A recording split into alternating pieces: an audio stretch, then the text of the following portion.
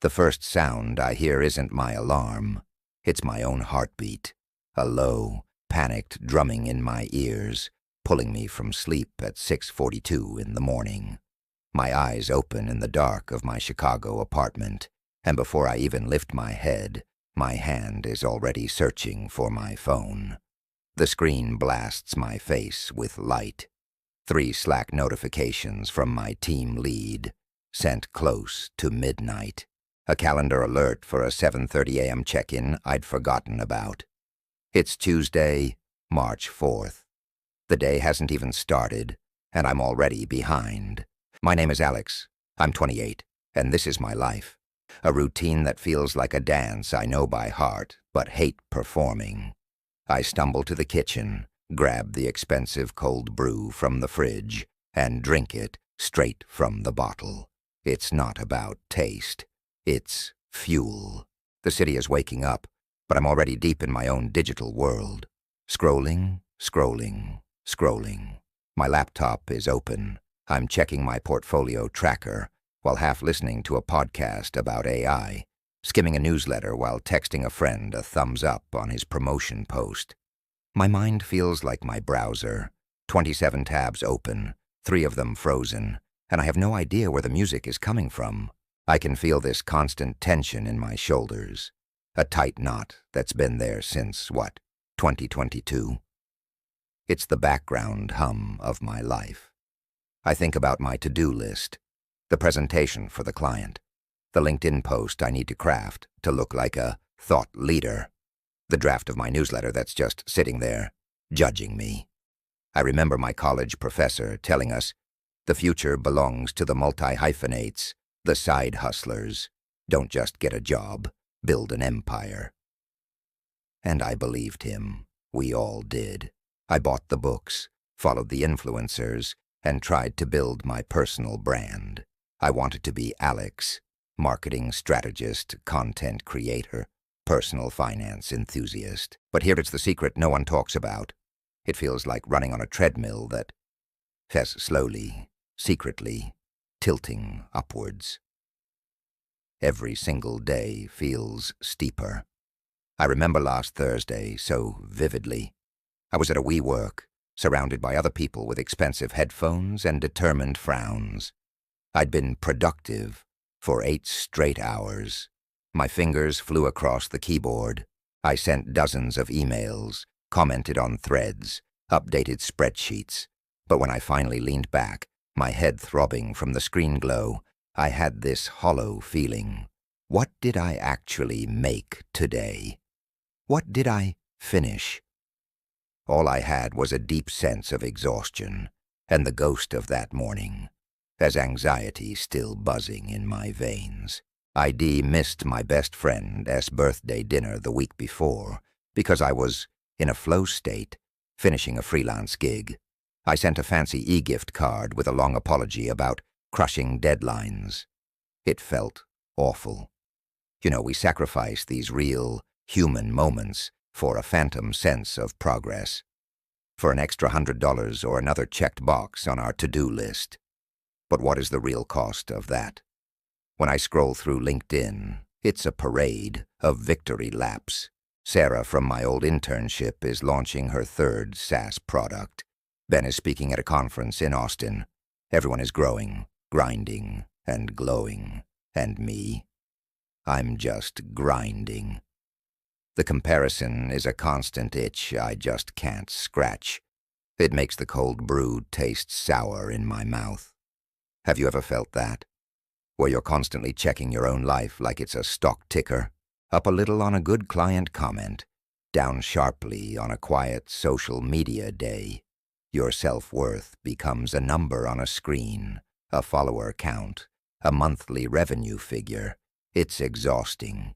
You start to feel like a machine that's overheating, but you can't find the off switch because everyone told you the machine should never, ever stop. But if you're feeling this way, please know you are not alone.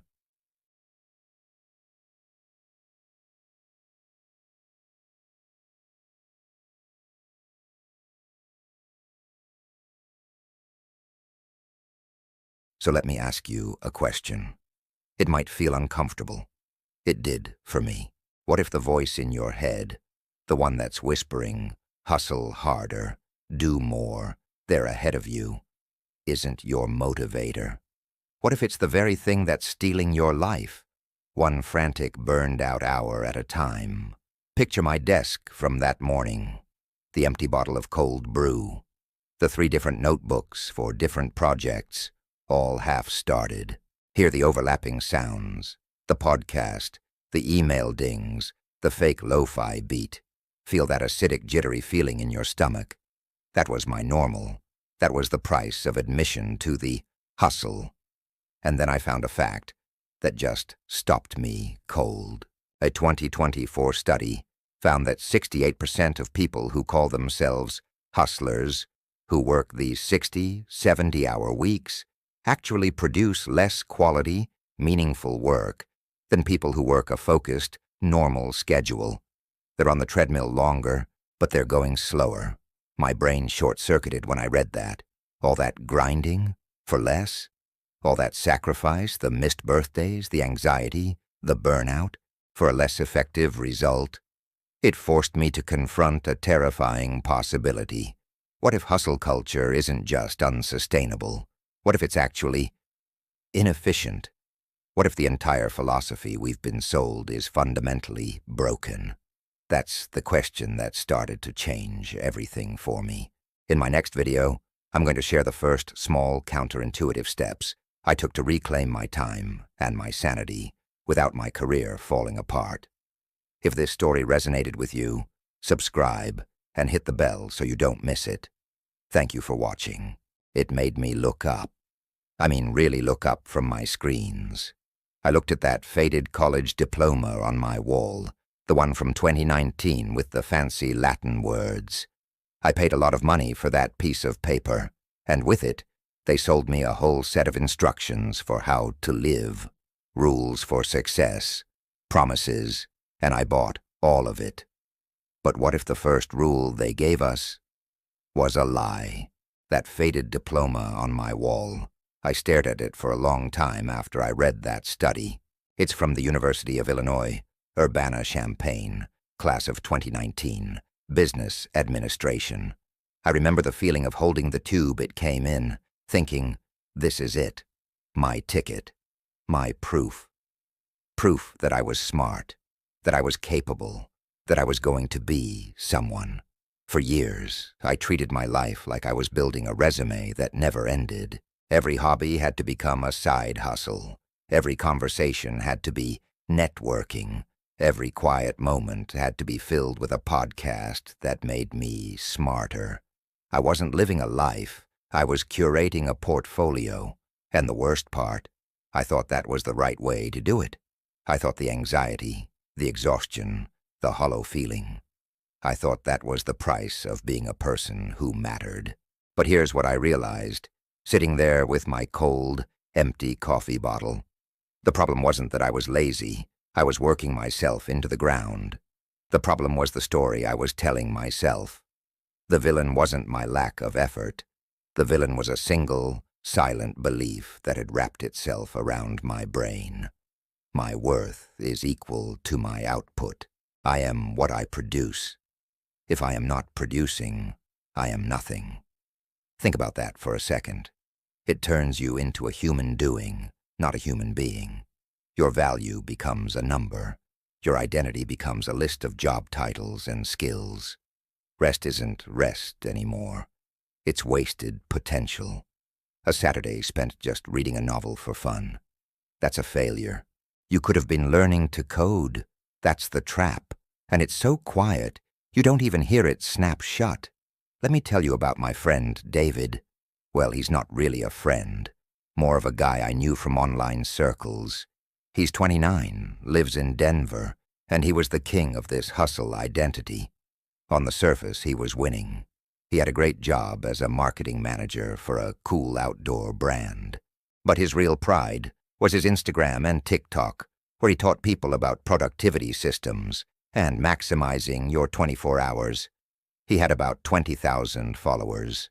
His posts were sleek, with smooth time lapses of his perfect notebook, his color-coded calendar, his 5 a.m. workouts.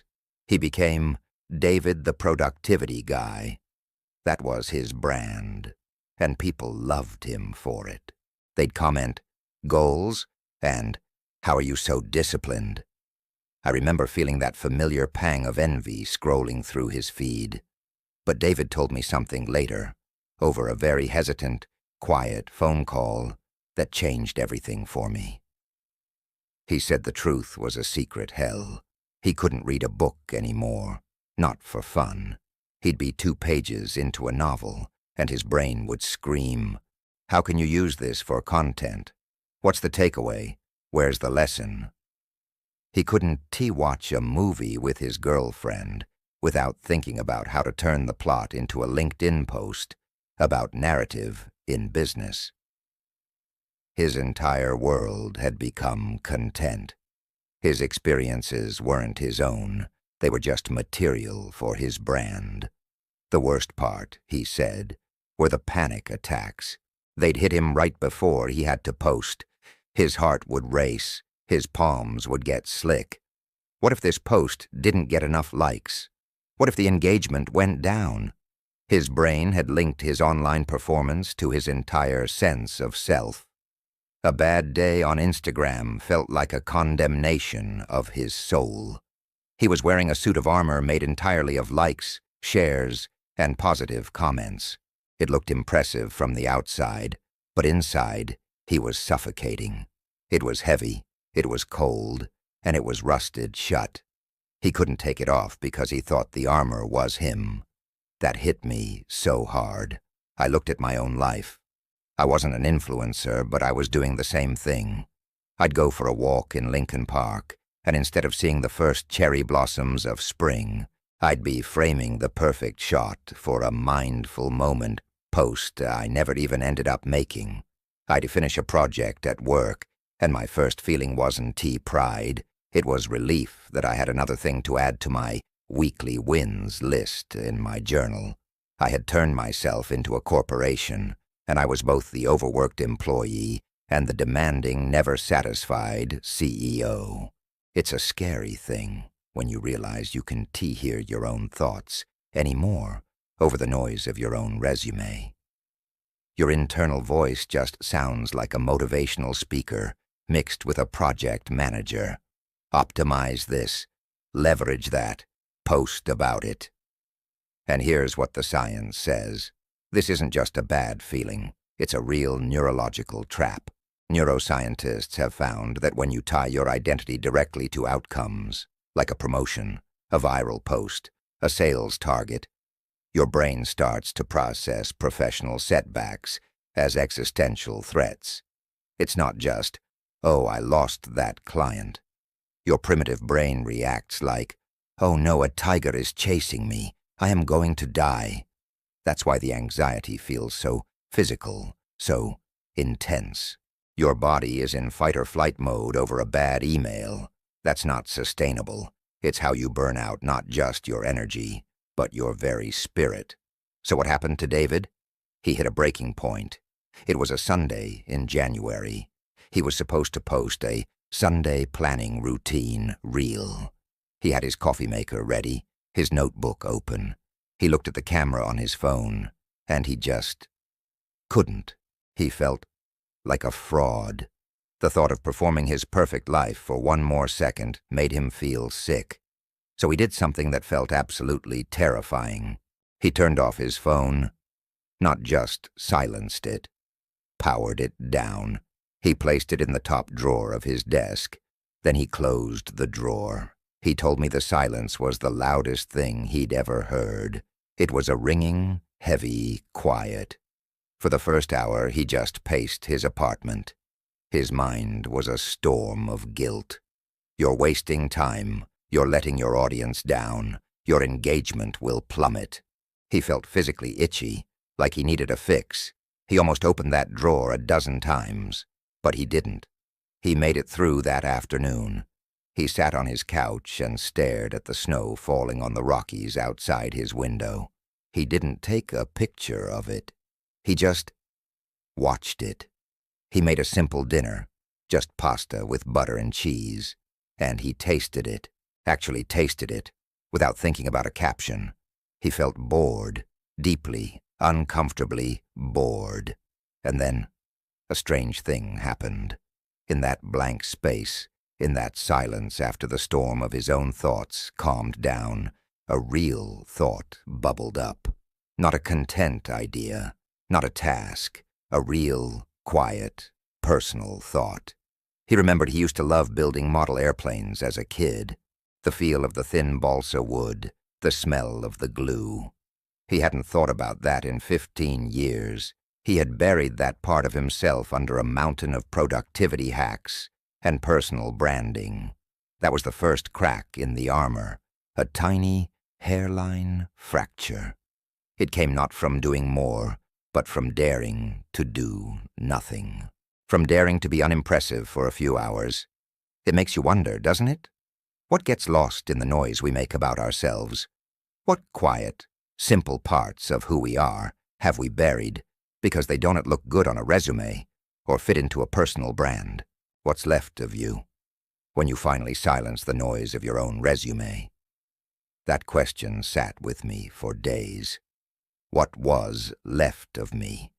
The more I thought about David's story, that quiet Sunday, the model airplanes, the more a small rebellious idea started to grow in my own mind. It felt scary and honestly a little stupid. But the memory of my own 3 p.m. hollow feeling was stronger. So, on a random Wednesday in mid-March, I decided to try an experiment. I called it the digital sunset. The rule was simple, and I wrote it on a yellow sticky note and stuck it to my laptop.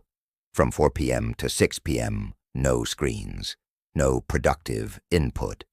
That meant no phone, no laptop, no TV, no podcasts, no news, no educational YouTube videos, no checking the stock market, no scrolling through design inspiration for my side project.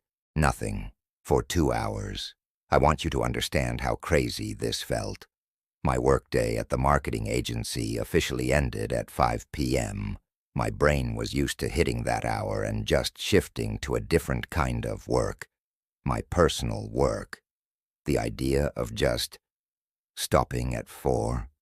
It felt like slamming on the brakes of a speeding car. I was convinced everything would fly through the windshield. The clock on my computer read 3:58 p.m. I was in my apartment, the late afternoon sun cutting a long, warm rectangle across my floor. I could hear the distant hum of traffic on Lakeshore Drive.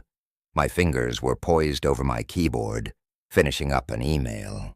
My heart was already starting to beat a little faster with anticipation. This was it. At 4 p.m. exactly, I closed my laptop. Not sleep mode. Closed it. The soft click sounded incredibly final. I picked up my phone, my constant companion. I held it for a second, feeling its familiar weight. Then I swiped up, powered it down, and watched the screen go black.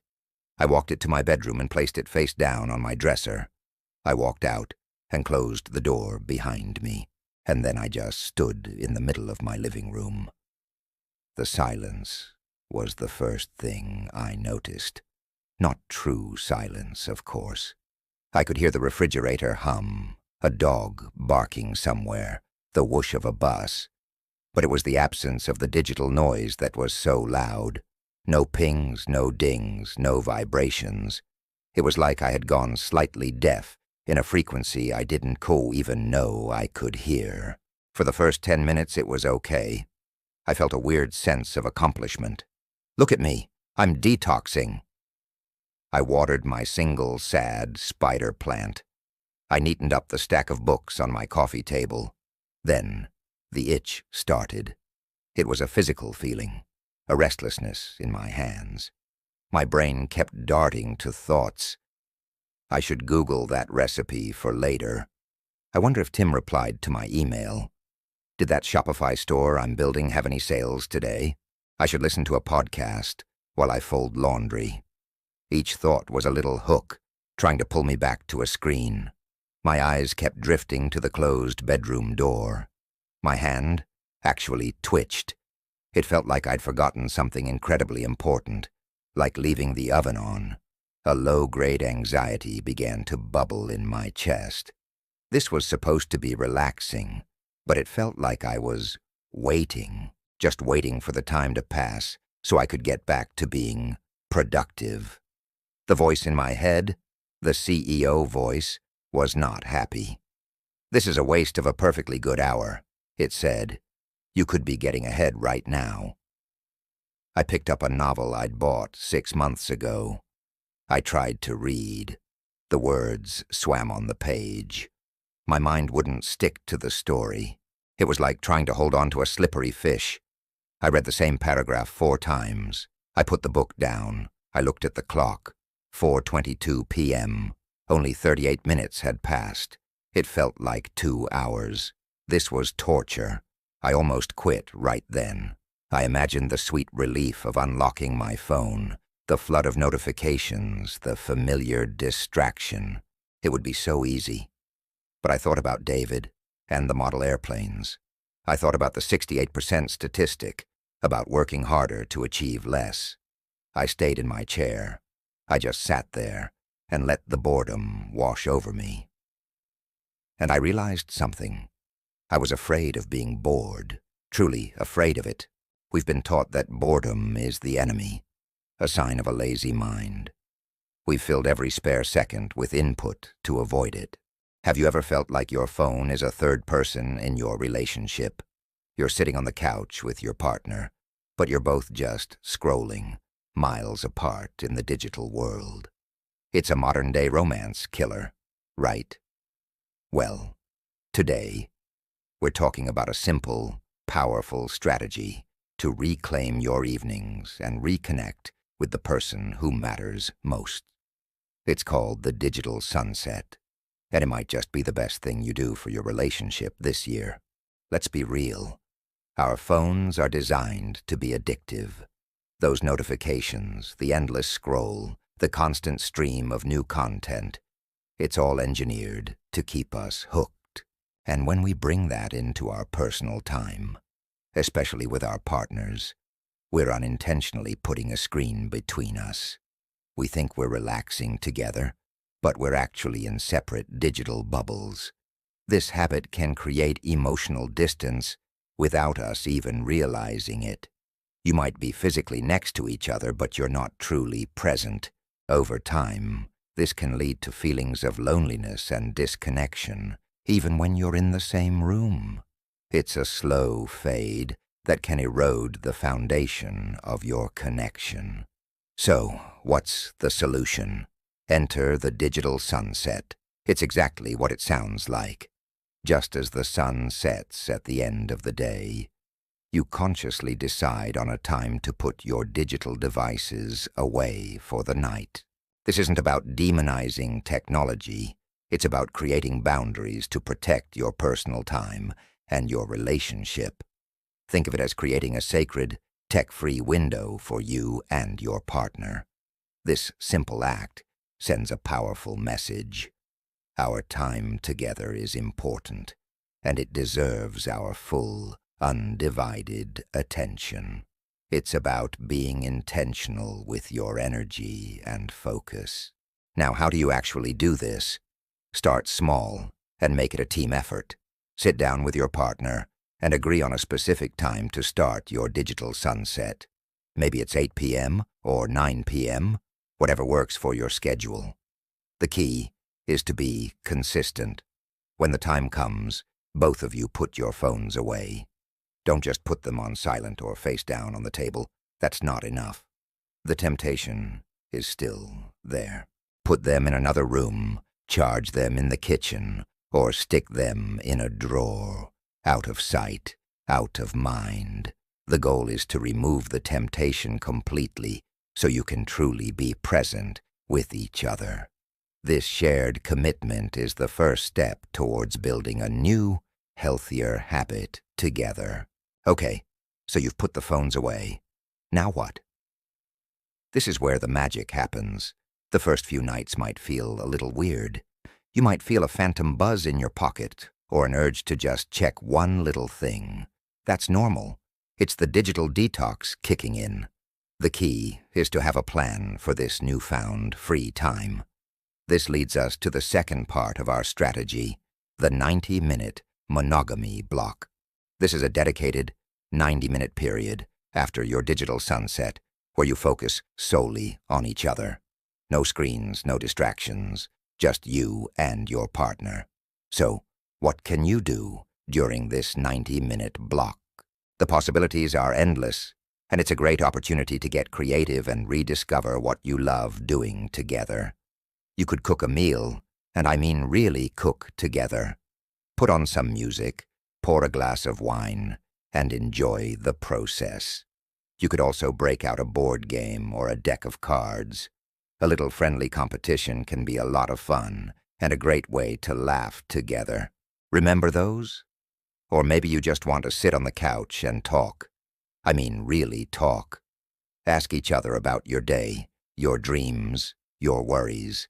Share a story from your childhood. This is your chance to connect on a deeper level. Let's explore some more ideas for your monogamy block. How about reading a book together? You can take turns reading chapters aloud to each other. It's incredibly intimate and a wonderful way to experience a story together. Or you could plan a future trip. Get out a map, or just use your imagination.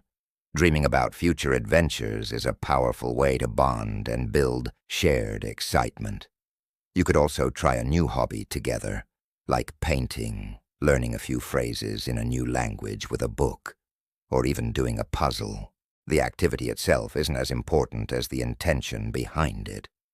The goal is to share an experience, create a new memory, and simply enjoy each other's company without any digital interruptions. It's about quality time, not just quantity. Now I know what some of you might be thinking. 90 minutes sounds like a lot of time, especially on a busy weeknight. If that feels overwhelming, start with a 30-minute monogamy block. The key is to start somewhere and build momentum. The goal is progress, not perfection. There might be nights when it doesn't happen, and that's okay. Don't beat yourselves up. Just commit to trying again the next day. The point is to make a conscious, consistent effort. Over time, you'll find that you start looking forward to this special time.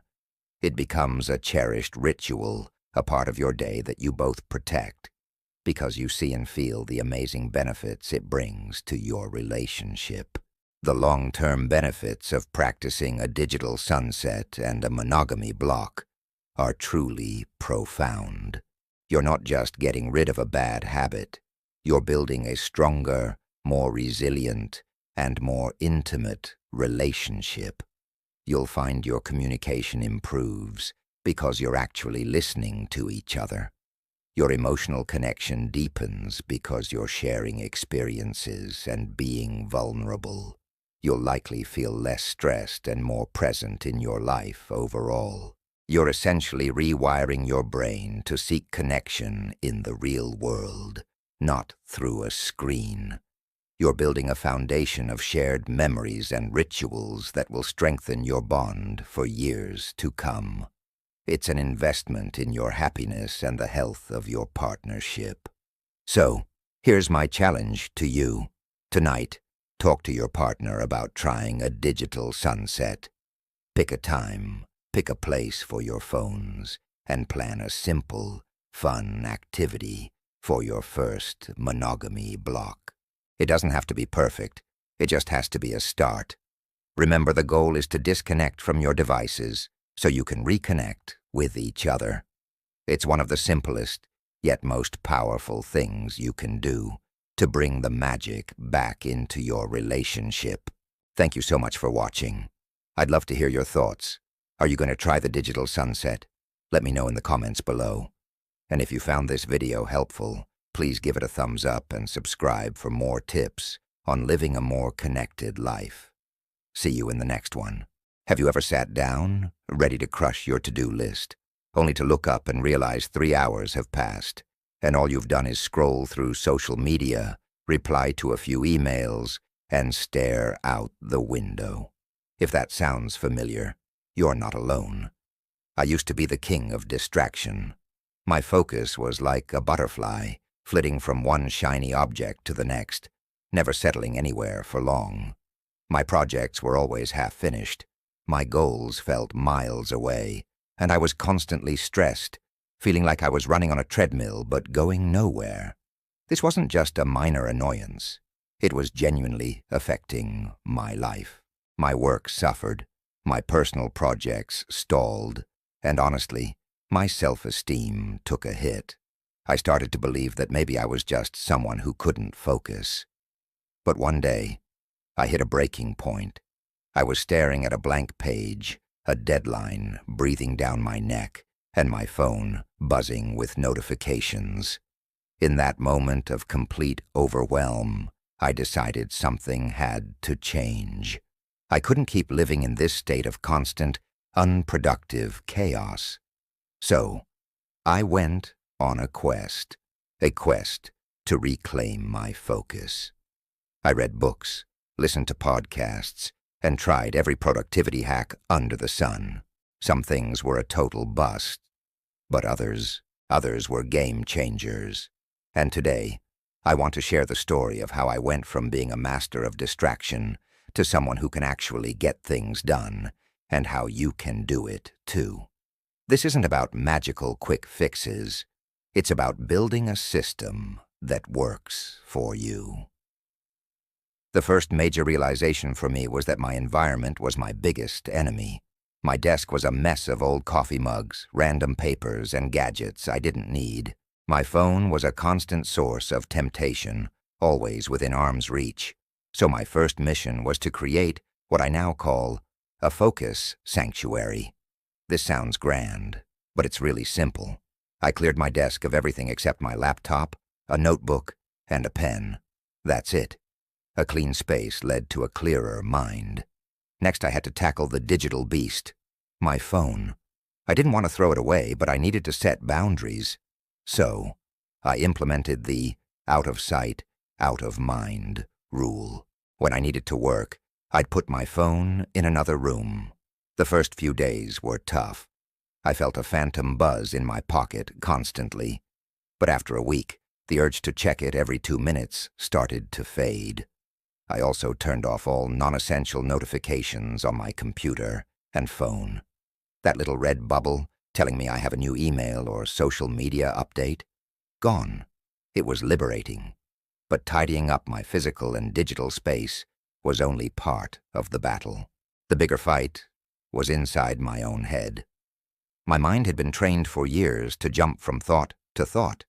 I needed to retrain it for deep, sustained focus. This is where the Pomodoro technique came in. You've probably heard of it. Work for 25 minutes, then take a 5-minute break. It sounded too simple to work, but I gave it a shot. The first time I tried it, those 25 minutes felt like an eternity. My mind kept wandering. Did I reply to that email? What should I have for dinner?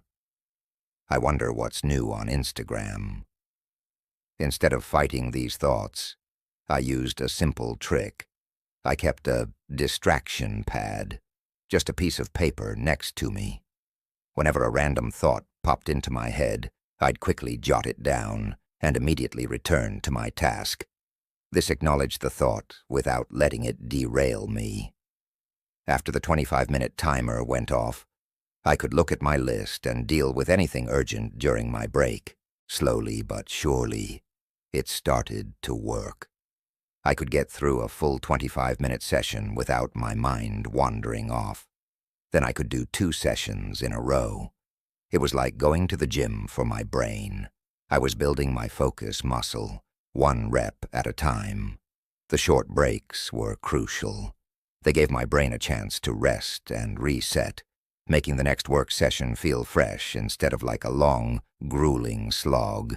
Another huge shift for me was understanding the difference between being busy and being productive. I used to fill my day with dozens of small, easy tasks to feel like I was accomplishing something. I'd answer emails, organize files, and do a lot of busy work. But at the end of the day, I hadn't made any real progress on my most important goals. So, I started a new habit, the one big thing rule. Every morning before I checked my phone or opened my email, I would identify the single most important task I needed to accomplish that day, the one thing that, if I got it done, would make the day a success, no matter what else happened. And I committed to working on that one thing first, for at least 1 or 2 Pomodoro sessions, before anything else. This was a total game changer. It ensured that my best energy, my fresh morning focus, was dedicated to what truly mattered. Even if the rest of the day was chaotic, I had the satisfaction of knowing I had moved the needle on a major project. It created momentum that carried me through the rest of the day. Now, it wasn't a perfect journey. There were days I fell back into old habits, days where I'd find myself lost in a YouTube rabbit hole for an hour. But the key was self-compassion. Instead of beating myself up, I would just acknowledge it and reset. Okay, I got distracted. No big deal. Let's start a new 25-minute timer and get back to it. Perfection is the enemy of progress. The goal isn't to never get distracted. It's to get better and faster at realizing you're distracted and gently guiding your attention back. I also learned the importance of planning for focus. I stopped just having a long, overwhelming to-do list. Instead, I started time blocking. I would look at my calendar and schedule specific blocks of time for specific tasks, especially my one big thing. For example, from 9 a.m. to 10:30 a.m., my calendar would say, "Work on Project X." I treated these appointments with myself as seriously as I would an appointment with a client. This removed the guesswork and decision fatigue from my day. I knew exactly what I was supposed to be doing and when. Finally, I realized that focus isn't just about work techniques. It's about your overall well-being. I wasn't getting enough sleep, I was eating junk food, and I wasn't moving my body enough. When your body is running on empty, your brain can't perform at its best. So I started prioritizing sleep, making sure I got at least 7 hours a night. I started meal prepping healthier food, so I wasn't relying on sugary snacks for energy. And I made sure to take short walks, even just around the block, to clear my head. A healthy body truly supports a focused mind. Looking back, the person who couldn't focus for more than 5 minutes seems like a stranger. It wasn't an overnight transformation. It was a journey of small, consistent changes. It was about creating an environment that supports focus, training my mind like a muscle, prioritizing what truly matters, and taking care of my overall health. If you're struggling with distraction right now, please know that you are not broken or lazy. Your brain is simply doing what it's been trained to do in our hyper-stimulating world. But you have the power to retrain it. Start small. Pick one thing from my story that resonates with you. Maybe it's putting your phone in another room. Maybe it's trying a single 25-minute Pomodoro session. Or maybe it's just identifying your one big thing tomorrow morning. The journey to finding focus is one of the most rewarding things you can do for yourself. It gives you back your time, your energy, and your confidence. You start to see real progress on the things you care about, and that feeling is incredible. You can do this. Thank you so much for watching and for letting me share my story. I hope it gives you a little bit of inspiration and a few practical ideas to try. If you enjoyed this video, please give it a thumbs up and consider subscribing for more content on productivity and personal growth. I'd love to hear about your own focus journey in the comments below. See you in the next one. That's the Daily War. It's not fought with grand declarations, but with 100 small decisions. Close the tab. Put the phone in another room. Send the kind note. Write rested on your done list. Forgive yourself when you fail, and just try again tomorrow. It asks a simple, powerful question.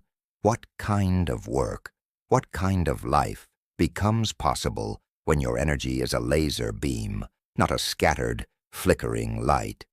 It's a Tuesday evening in late April 2025. The sun is setting over Chicago, painting the windows of the high-rises in streaks of orange and pink. I'm standing at my same kitchen counter in my same apartment. But nothing feels the same. My phone is buzzing in the other room, but I'm not wondering who it is. I'm making a cup of tea. Just tea, no caffeine, and watching the steam curl up in the warm light. I can hear the gentle clink of the spoon against the mug. I can feel the warmth seep into my palms. This is my new normal. It's not perfect. It's not a fairy tale ending. But it's real. People always want to know about the results, the tangible stuff. So here it is. After 3 months of this slow, daily war against the hustle, I looked at my bank account. I had $200 more in savings than I did in January. Not because I got a raise or a windfall. It was because I wasn't constantly spending to compensate for my burnout. No more 3 p.m. Uber Eats orders because I was too fried to cook. No more impulsive online shopping for gadgets that promised productivity. No more expensive cold brew by the case. My craving for constant stimulation had gone down, and my bank balance quietly went up. At work, my portfolio looked different. Fewer projects, but better ones. I'd said no to 2 small, frantic freelance gigs that would have paid a little but cost me my peace. Instead, I poured that focus into one bigger client project. The result was a campaign that actually excited me, and the client's feedback email used the word brilliant. That felt better than 10 rushed jobs. My calendar had white space, actual blank squares. I used to see those as empty, guilty spaces. Now I see them as protected territory. Sometimes I fill them with a long walk along the Riverwalk, feeling the breeze off the water, noticing the way the city light filters through the new leaves on the trees. Sometimes I just sit and stare at that maple tree, watching its fists of red buds finally burst into delicate, green hands. This change didn't stay in a neat little work-life balance box. It rippled out everywhere. Because I wasn't mentally exhausted by 7 p.m., I started cooking real meals. The smell of garlic and onions sizzling in olive oil became the scent of my evenings. I called my mom on a random Wednesday, just to talk, not because it was a holiday. I dug out my old basketball from the storage locker and found a pickup game at the park near my building. The thump of the ball on the asphalt, the shout of a laugh, the burn in my lungs. It felt alive. But here's the warning, the thing nobody tells you. When you start to change, the old world tries to pull you back. Your new boundaries will be tested. A colleague will slack you at 8 p.m. with a quick question that could wait. An old friend from the hustle days will invite you to a can't-miss networking event that screams of the same old anxiety. Your own brain on a tired day will whisper the old lies. You're falling behind. Everyone else is doing more. The challenge at this level isn't starting the change. It's protecting it. It's learning to say, with kindness but firmness, my system doesn't allow for that. Or, I'm not available after 6 p.m. for work. It feels awkward at first. You might feel like you're letting people down, but you're not. You're just finally showing them where you end and where your job begins. And a funny thing happens. People start to respect those lines. They begin to see you as someone who has their act together, not someone who's always on call. And the data is starting to back this up. A 2025 analysis of workplace trends showed something incredible. Professionals who actively reject Hustle theatrics, the always-on persona, the performative busyness, and instead champion deep sustainable focus, are seeing 31% faster. Promotion rates in forward-thinking companies. Why? Because they're valued for their actual output and clear thinking, not just for their visible exhaustion. The world is slowly, quietly, starting to reward being effective over just being busy. So what's the next step? Not tomorrow, not someday. Today. Here is my call to action for you, right now. Tonight, from 6 p.m. to 8 p.m., be unimpressive. For 2 hours, do nothing you could put on a resume. Don't post about it. Don't optimize it. Don't try to learn from it. Just be. Cook a simple meal. Look out your window. Call someone you love and don't talk about work. Doodle in a notebook. Sit in quiet boredom and see what forgotten thought floats to the surface. Then, if you want, take one more small step. Text one person, a friend, a family member, even me, in the comments, and tell them what it felt like. Just a sentence. It was hard to be bored, or I saw a cool bird, or I remembered I like crossword puzzles. Use the hashtag unimpressive. Hours. Let's create a tiny ripple of realness. Let's break the algorithm of glorified burnout, one quiet evening at a time. My journey started with a tree, a maple tree with red buds I'd never seen before. That tree didn't care about my productivity, my title, or my side hustle. It was just being a tree, brilliantly and completely itself. And in that quiet observation, I found a piece of myself I'd lost. Hustle culture sold you a mask to wear, a mask of busyness, of ambition, of never enough. It was heavy, and it was lonely. You took on the identity of a human, doing,